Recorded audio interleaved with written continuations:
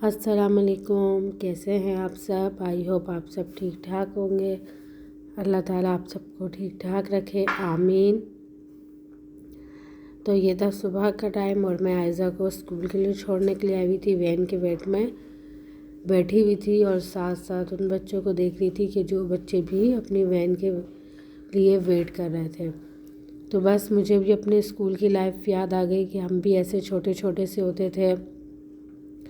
सुबह सवेरे उठते थे और सुबह उठ के हम लोग टीवी में पीटीवी चैनल आता था, उसमें एक प्रोग्राम आता था जिसका प्रोग्राम का आगाज़ जो है वो कुरान पाक की तिलावत से होता था, जिसको सुबह सुबह सुन के बहुत सुकून मिलता था। फिर उसके बाद कार्टून आते थे, कार्टून पिंक पैंथर और रैबिट वाले कार्टून आते थे, तो इतना अच्छा लगता था।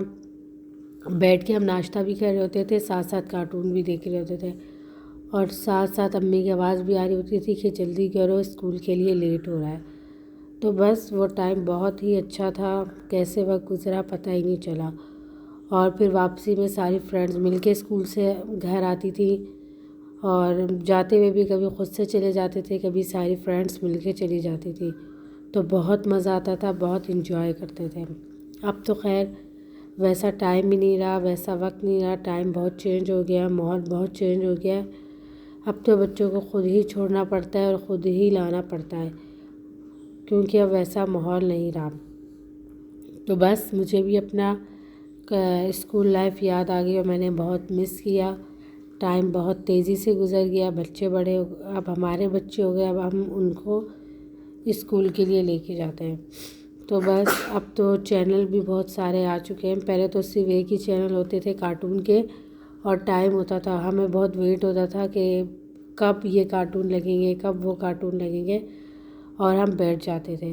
अब तो इतने चैनल्स आ गए कि बच्चों में वो इंटरेस्ट ही नहीं रहा कि इस टाइम पे कार्टून लगेंगे। और ड्रामे आते थे हमारे टाइम पे, ऐनक वाला जिन, अंगूठी वाला जिन, जिसका हमें बेसब्री से इंतज़ार होता था कि वो कब आएगा। हम उस दिन का इंतज़ार कर रहे होते थे, लेकिन अब ऐसा कुछ भी नहीं है। अब बहुत सी चीज़ें आ गई हैं और हर चैनल पे आती हैं, इसलिए बच्चों में कोई इंटरेस्ट नहीं रहा। खैर वक्त तो गुज़र जाता है, वक्त को कौन रोक सकता है।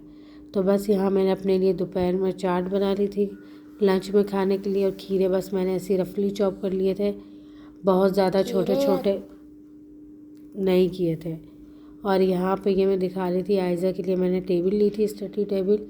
मैं कहा चलो इसमें बैठ के आसानी से ये लिख सकेगी, पढ़ सकेगी। तो ये साइड पे भी इसकी पेंसिल बॉक्स रख सकते हैं, पेंसिल रख लें, और वहाँ इस साइड पे बुक्स वगैरह रख सकते हैं। तो मुझे बहुत अच्छी लगी, कंफर्टेबल भी और इजीली ये पढ़ लेती है।